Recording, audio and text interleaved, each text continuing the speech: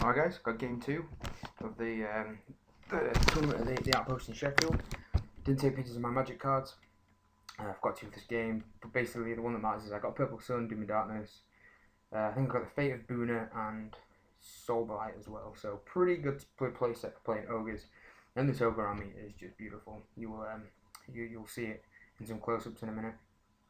So this game is Blood and Glory. So this is where a little bit further in and up than normal. On my left hand side I've got an Eagle, 5 Reavers, 5 Silver Helms behind. My opponent's right hand side, he's got 5 Lead Belchers. They're the sort of green coats up there in the top left. 2 units of 25 Noblars, making concessions for comp by putting the Noblars in there. Then I've got 5 Shadow Warriors who have scouted up into the forest. And I've got my unit of 25 White Lions with the BSB in there. So in the centre, I've got 2 Frosties, 1 spacing backwards just because I couldn't fit them in next to each other with the way the wings are. Dragon behind. Another 5 Silver Helms, Barony Musician. The 15 Archers are in the tower, so it's a perfect position for them this game. I've got 5 Reavers next to them and an Eagle. My opponent from right to left on this picture, she's got 2 Mournfang on the far right there.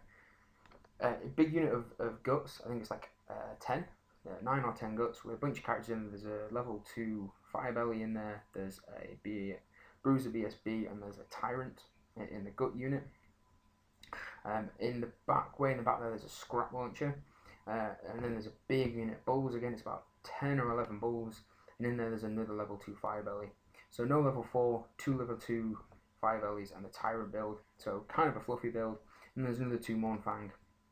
And you can see there in the centre of the picture. So very, very happy not to see double Line Blaster. Very happy. This is a pretty fluffy list, but it was really fun. And I was curious as to how he managed to get up into table 1, game 2, with a less than optimal Ogre list. Just really, really beautiful. I mean, look at these conversions. It's converted up like an old British Redcoat army. Really, really cool. Very nice. Just let you bathe in the majesty of that photograph for a minute. And then another close up there, which has just got really horribly blurry, so I apologise, but it is such a beautiful army, very, very nice. So Ogres win the turn to go first and just kind of push it like. The Noblars go ahead and charge the Shadow Warriors. I stand and shoot if that was his charge, so I'll take that. Slows him down a little bit. Not afraid of the Noblars anyway, but at least it's kind of just slowing around a bit. Lead Belchers push up on them. So the Lead Belchers open up a can. They go ahead and kill all the Reavers. It's not even a problem. And the Silver Helms behind them panic and run off the board. So that kind of sucks. That's a bad way to start. Kind of losing a lot of my mobility on this flank over here. But hey, this is what happens when you pull units together with BSB not in range. Pay the price.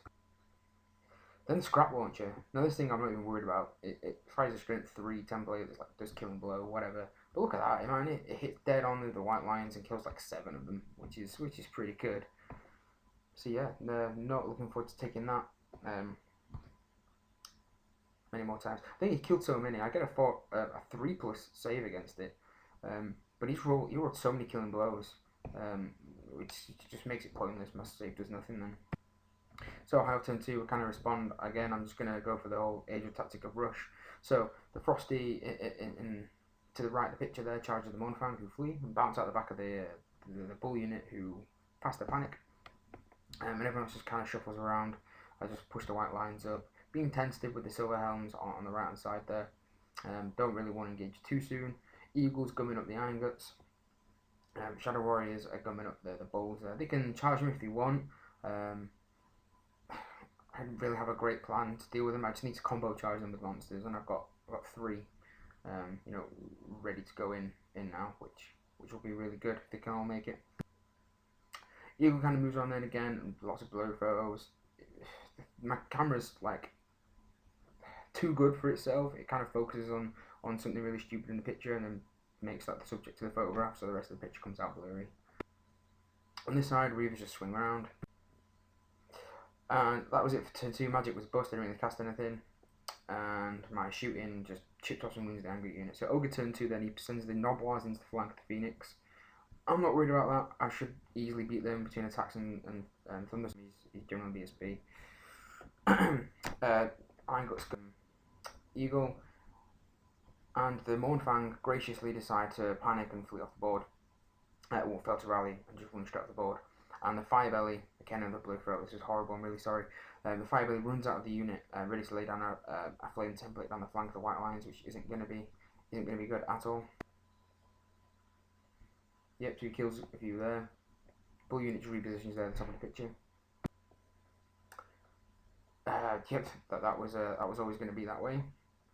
The Firebelly's taken a wound. I think he tried to cast something in the magic phase and took a miscast, took a wound. So this is the Noblars against the Phoenix. Look at they're hitting on 5s with 10 attacks.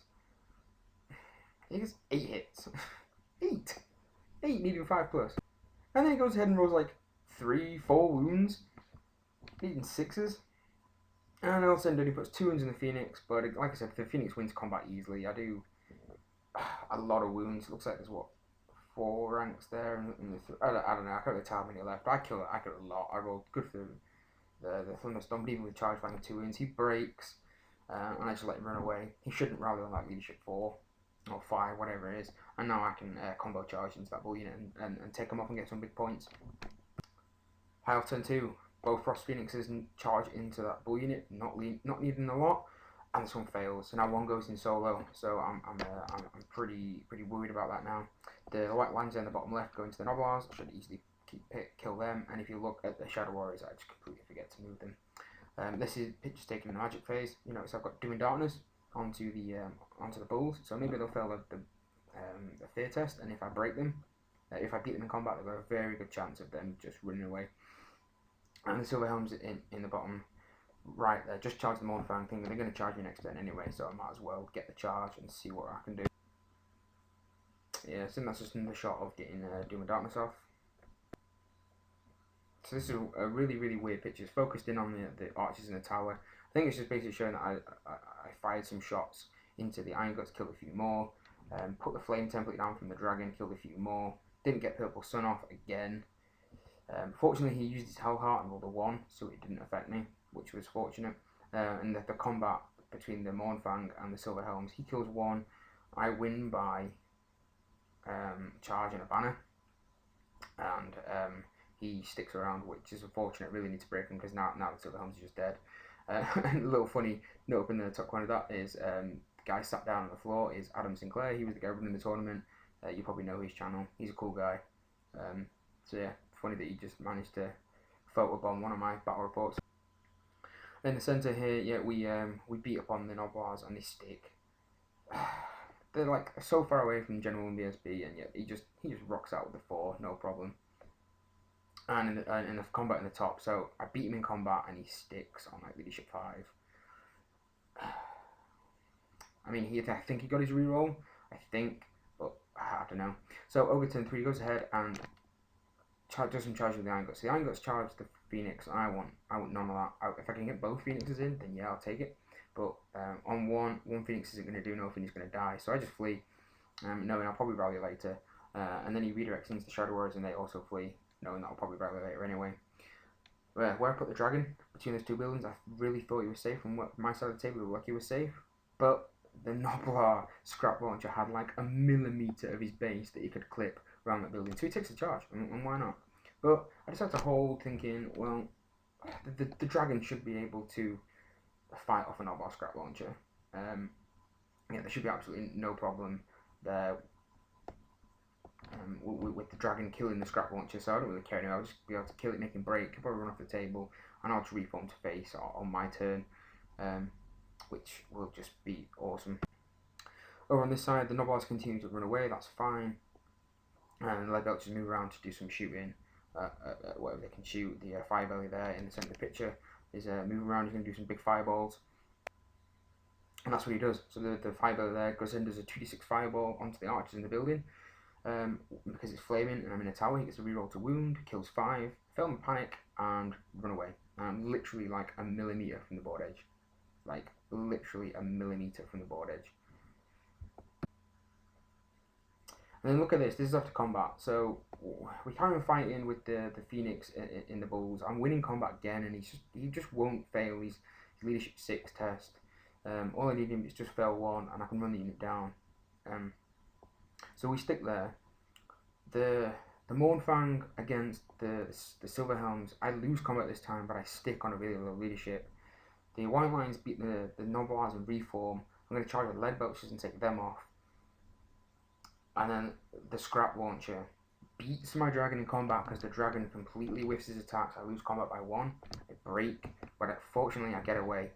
That would have been so bad to get run down by a Scrap Launcher charging the flank. So the dragon runs away, bounces through everything and lands on the other side of this building, which is actually pretty good. I can rally there, be safe, and I can start casting Purple Sun and stuff again. So very, very happy that I managed to get away. Yeah, there's a picture here. So I beat up on the Noblars, just let them run away because they're now running under 1s. So I'm happy for them just to run away. And the White Lions can charge into the Lead Belchers. They can't stand and shoot. And I should have to basically just kill them all before they get to strike. High off turn 3. Remember what was there? Yep, there's a fucking dragon who is like the baddest motherfucker on the table riding a dragon. Fails to rally and runs off the table. The archers also fail to rally and run off the table, and now I'm broken. The game doesn't end because the scenario is where you get 825 extra victory points when you break your opponent. So I am now broken, which sucks, and that's pretty much the game. I can't really win this game without my dragon. Everyone else rallies. The Frosty in just bottom left, bottom right, this picture that you can't see, he rallies, and the Shadow Warriors rally.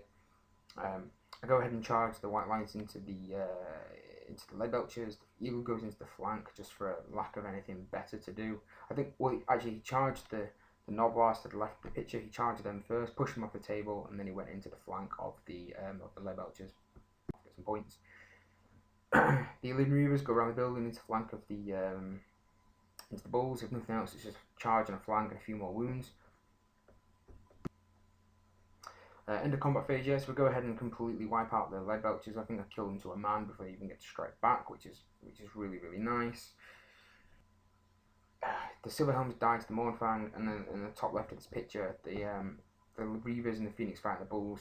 I win combat again, and he's just sticking around, especially now that with Doom and Darkness isn't on him. He's on a 9 with the reroll, and I just can't break him. Over turn 4, Angot's going to flank the Phoenix, so that's going to die. Shuffling around here, the Fireball is just keeping himself safe. You can't do his breath weapon anymore, but you can do fireballs and stuff like that. And he's basically stopping the White Lions from charging him. And the Noblars riding double 1s, fucking sons of bitches. So he goes into magic phase, and he throws a 2d6 fireball onto something, or it might even be a 3d6 fireball. I don't know, something I didn't want to cast. He cast fireball, something I didn't want to take a fireball. And I roll all my dice at it and roll 4 6s. Fuck that shit. Dispelled. So in combat, yeah, he picks up the Frosty, no surprises there. But look at the Reavers. So something really weird happened. So because the Iron Guts fought the way out of combat, they only got 3 wounds for combat res. I have a charge, a flank. I did some wounds from the Frosty before it died. I did some wounds from the Reavers before it died. The Reavers actually won combat against the Bulls, but he sticks and just turns to face, so it doesn't really matter. But that would have been crazy. I lose my Frosty in combat, but the Reavers would have won combat. But the Frosty's dead, so that's really. I have turn 4, so I go ahead and I just turn around the White Lions. I'm going to make him move his 5 belly again. Shadow Warriors move around. I'm going to shoot off the rest of those Noblars, get the points there where I can. This game's lost. I'm just trying to make it as respectable as possible at this point. Frosty goes into the Mournfang there. He should take them off, which again will be some points to make it a bit more respectable. So the Shadow Warriors blast away at the Noblars and leave 1 alive, who panics and runs away. Keep an eye on that little Noblar. You just keep an eye on that Noblar. You watch how important he's going to be. Frosty easily kills the Mournfang and runs him down. And in combat again, I have 1 Reaver left. I win combat. Well, I don't win combat. That's a lie. But he hits. He hits. He wounds. I don't take any. I only take 1 wound back, and I lose combat by 1. And it's just amazing that like six bulls. I've just fought off a Frosty, but they can't kill 2 fast cav. So it's ridiculous. So Ogre turn 5, he moves up the Iron Guts like that, and the Noblar Panic runs again, and look where he lands. So he's just giving me basically perfect opportunity to just hide my White Lions behind that fleet Noblar, and then he can't charge through it, saving my White Lions. So thank you very much, you little Noblar. Moves his scrap launcher there. I don't really know what or why. Since I've not really said anything about the scrap launcher since the first turn, and when he got that awesome hit, because after that it's basically just done nothing. It's missed at every single shot. I'm not sure what this picture is supposed to be. I think it's a fireball that goes into the Shadow Warriors at the top. I let it go, kills 1. I pass my panic. Yeah, I think that's the only thing going on there. Another fireball goes off and kills the eagle that I flew down here just to try and save his points, but fireball gets it and kills it both without my wizard. And the brave Reaver, he does hit and does another wound, but he succumbs to the attack this time and dies, which is unfortunate. Because if I could have held again by some miracle, I could have got the Frosty in, maybe. I don't know. Half turn 5, the little dog Noblar basically puts me in a perfect position to hide my White Lions behind. So now he has to wheel twice around the Noblar to charge me, which you can't do. He can send one of his characters in if he wants. The White Lions will chop any of his characters to bits one-on-one. So if he wants to, if he wants to take that fight, send a character in, by all means go ahead. I'll kill the character, but I don't have to take the unit altogether, which basically saves the points to the White Lions. Cute little Noblar. Up here, I think he goes ahead and charges my Shadow Warriors. I just run away on Ogre turn 6. And I knew I wasn't going to run off the board. Just made him fail the charge. So basically, that was the only thing that happened on Ogre turn 6. Apart from, you look at the top of the picture there, he marched his bulls across the top of the table to get away from the Frosty. High off turn 6. So he moved right up into my face on his turn. He knows he can't charge me, but he's basically just trying to goad me into charging. He put another flame template down the flank of the White Lions, trying to kill them all. Obviously didn't happen. So in high off turn 6, I charge the BSB out of the unit and run down the Noblar. It's such a crazy little thing. I had just enough space on the corner to wheel out of my unit, charge and run the little Noblar down, pick up those points there. It's like 67 points. It's really nothing. But it made me feel good inside just to pick up those points, so that's all fun. And then this is the end of the picture. So Frosty did try to charge the rear of those bulls, thinking if I make it, I can kill them, and then I actually would have reduced the margin of victory by quite a lot by getting that bullion of bulls. But it was a double 6 charge. I didn't get it. Game ends like this, so without Blood and Glory, it was like an 18-2, but with the extra 825 victory points, my opponent got like 3,300 points, and I got like 1,200. So he got a big enough gap to go ahead and get the 20-0, which is really disappointing. But hey, that's how the game goes. So that's game 2, guys. Hope you enjoyed it. Stick around and tune in next time to see me play game 3, where I play a Lizard Man list. And yeah, basically, so I've got a big win and a big loss. So if another big win, I can place quite well. Another big loss, and I basically just fall to obscurity. So tune in next time to see game 3, to see how I round out this tournament. Really enjoying this list at the moment, despite his best efforts of the Mage and the Dragon to screw me over. So we'll see what happens in game 3. Thanks for watching, guys. Hope you enjoyed it, and don't forget to like the video, comment, and subscribe to my channel. Alright, I'm out. Peace.